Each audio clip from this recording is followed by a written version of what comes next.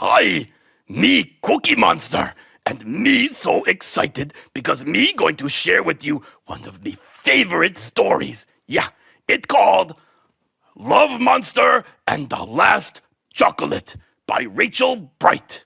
Yeah, it's about a little monster and a box of chocolates. Num num num num. Just right up me alley. Okay, here go. This monster, hello, Love Monster, was just getting back from his holiday. And although it was a little bit exciting to be home, he was sad to leave his adventures behind him. But wait, what was this? A box of chocolates, just sitting there, waiting to be found. Love Monster couldn't believe it. You see, everybody knows that monsters seriously love chocolates, especially this monster. His mouth started to water just thinking about what might be inside.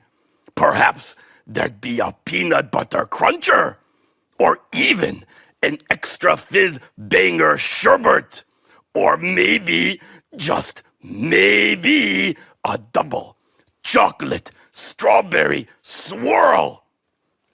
Love Monster's absolute favorite. But then he had a thought that he just couldn't unthink. He should probably share the chocolates with his friends. But what if there weren't enough? Or what if someone took the one he wanted the most? Oh. Or, worst of all, what if the only one left for him was the coffee one? Yeah. Everybody knows that monsters hate the coffee one. Especially this monster.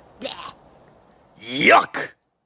Well, I'm sorry to tell you that after thinking all of these thoughts, Love Monster decided it would be safer and kinder and better for everyone if he kept the chocolates just for himself.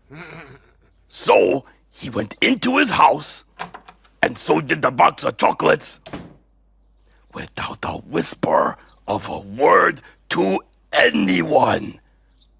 Love Monster couldn't wait. Oh, how his mouth watered. But just as he went to lift the lid, he had sort of a queasy, squeezy feeling in his heart. It was the feeling a monster gets when he knows he's about to do something he shouldn't. And before you could say, "Pass me the truffle surprise," he burst out the house and ran as fast as his toes would carry him to find his friends. And when he did, in a very out of breath and a bit shouty voice, he said, "I got back from my holiday and I found some chocolates and I was going to keep them all to myself, but then I realized I wanted to share them with you and I don't even want a single one. Well, maybe one." And do you know what his friend said? "Silly monster, just open the box."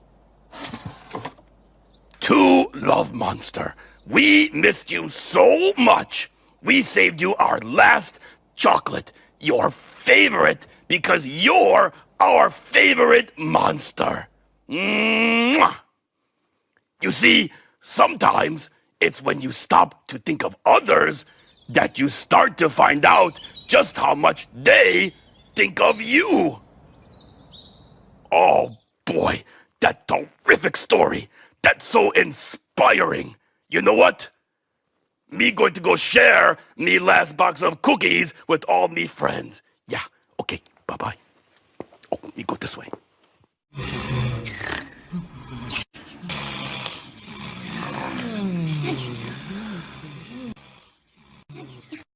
Hey guys, these are the Sharps.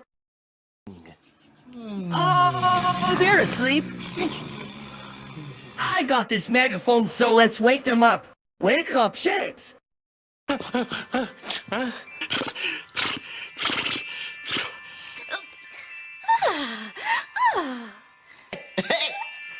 Enjoy great dance, shapes.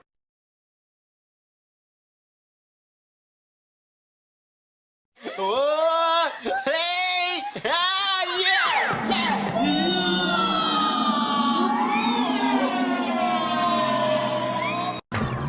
I am a shape. I am the circle. I am a triangle. I am a square. I am a rectangle. I am a shape. I am a triangle. What are the triangles making today? Can you guess?